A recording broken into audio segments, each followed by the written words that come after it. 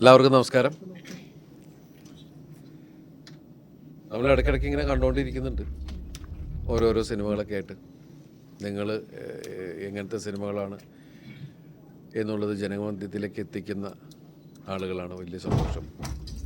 ഇത്തവണ നമ്മൾ കാണുന്നത് തങ്കമണി എന്ന സിനിമയുടെ റിലീസിനോടനുബന്ധിച്ച് നമ്മളിവിടെ എല്ലാവരും കൂടിയിരിക്കുകയാണ്. മാർച്ച് 7-നാണ് റിലീസ് ചെയ്യാൻ ഉദ്ദേശിക്കുന്നത്. 1986 സംഭവിച്ച തങ്കമണി സംഭവം കേരള സമൂഹത്തെ ഞെട്ടിച്ച ഒരു സംഭവം തന്നെയാണ്. അന്ന് ഒരു ഗവൺമെൻറ്റിനെ താഴെ ഇറക്കുകയും പിന്നീട് പുതിയൊരു ഗവൺമെൻറ് ഉണ്ടാവുകയും ഒക്കെ ചെയ്തൊരു സമൂഹത്തെ ഞെട്ടിപ്പിച്ചൊരു സംഭവം തന്നെയായിരുന്നു. ആ സമയത്ത് നമ്മളൊക്കെ കോളേജ് പഠിക്കുന്ന കാലമാണ്. അപ്പോൾ അതുകൊണ്ട് പത്രങ്ങളിലൂടെ വാർത്തകളിലൂടെ മാത്രമേ തങ്കമണിയെന്ന് അറിഞ്ഞിരുന്നുള്ളൂ. പക്ഷേ ഈ സിനിമയുടെ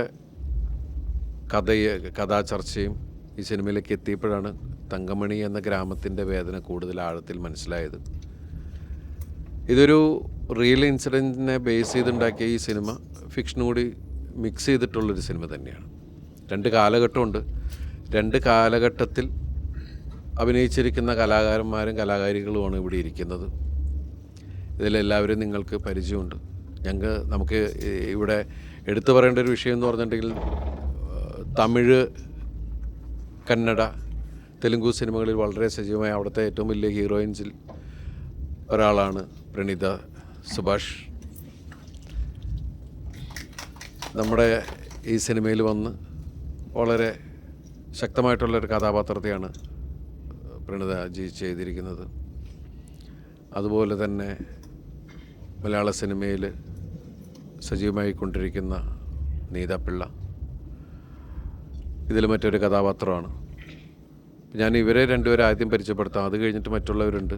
ഇതിൽ വളരെ എനിക്ക് പ്രത്യേകം അറിയാം, എന്നോടുള്ള ഇഷ്ടം കൊണ്ട് തന്നെയാണ് അജ്മൽ ഈ സിനിമയിൽ വന്ന് ഒരു പ്രധാന കഥാപാത്രത്തെ ചെയ്തിരിക്കുന്നത്. അങ്ങനെ തന്നെ ആയിരിക്കും.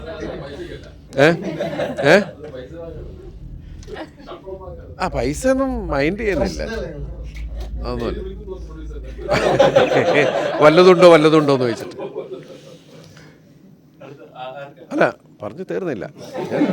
എനിക്ക് കിട്ടിയ ചാൻസ് യൂസ് ചെയ്യാൻ അല്ലേ, ആ ഫ്ലോ കളഞ്ഞില്ല. അപ്പോൾ അജ്മൽ ശരിക്കും പറഞ്ഞിട്ടുണ്ടെങ്കിൽ 2 കൺട്രീസിലാണ് ഞങ്ങൾ ഒരുമിച്ച് അഭിനയിച്ചത്. ഇപ്പോൾ ഈ സിനിമയിൽ അവരിവിടെ ഇല്ല. മനോജ് കെ ജൈൻ, സിദ്ദിഖും മനോജിയും നേരത്തെ തുടങ്ങി പല സിനിമകളിൽ ഞങ്ങൾ ഒരുമിച്ച് അഭിനയിക്കുകയൊക്കെ ഉണ്ടായതാണ്. പക്ഷേ എനിക്ക് ഈ സിനിമയിൽ മറ്റു ആളുകൾ കൂടുതൽ പുതിയ കോംബോ ആണ് ശരിക്കും. പിന്നെ അമ്പിയ ചേച്ചി, പുള്ളിക്കാരത്ത് ഒരുമിച്ച് ഒരുപാട് സിനിമകൾ ഞാൻ അഭിനയിച്ചിട്ടുണ്ട്.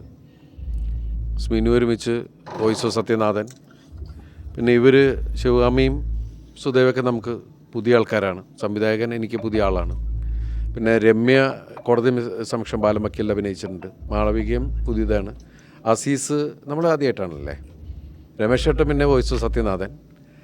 അപ്പോൾ ഇവരൊക്കെ ആയിട്ടുള്ള സൗഹൃദവും ഈ സിനിമയുടെ വരവിനെക്കുറിച്ച് സംസാരിക്കാനാണ് നമ്മളിവിടെ കൂടിയിരിക്കുന്നതെന്ന് പറഞ്ഞു കഴിഞ്ഞു. ഈ സിനിമ ഞാൻ ചെയ്ത ആബേൽ ജോഷുവ മാത്തൻ എന്ന കഥാപാത്രത്തിലൂടെയാണ് തങ്കമണി എന്ന നമ്മുടെ നാടിന് നടുക്കിയ സംഭവത്തിലേക്ക് ഈ ഒരു സിനിമയാവുന്നതും. അപ്പോൾ ആ സിനിമയുടെ വിശേഷങ്ങൾ ബാക്കി എല്ലാവരും നിങ്ങളുടെ ചോദ്യങ്ങൾക്കനുസരിച്ച് പറയുന്നതായിരിക്കും. അങ്ങനെയൊക്കെ അല്ലേ എൻ്റെ രീതികൾ. Pranaji, please say something about our film and your experience in our set. Ellarkum namaskaram.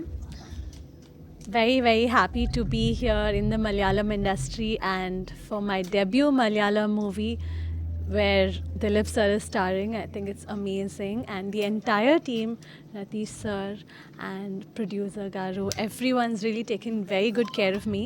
And when I first came to the set, A, I didn't know Malayalam, and B, even the role was very new to me because it's a cop role and this is the first time I was donning a khaki, and I really wanted to thank the entire team for putting in that effort, because by the last day I think they could also envision that cop in me.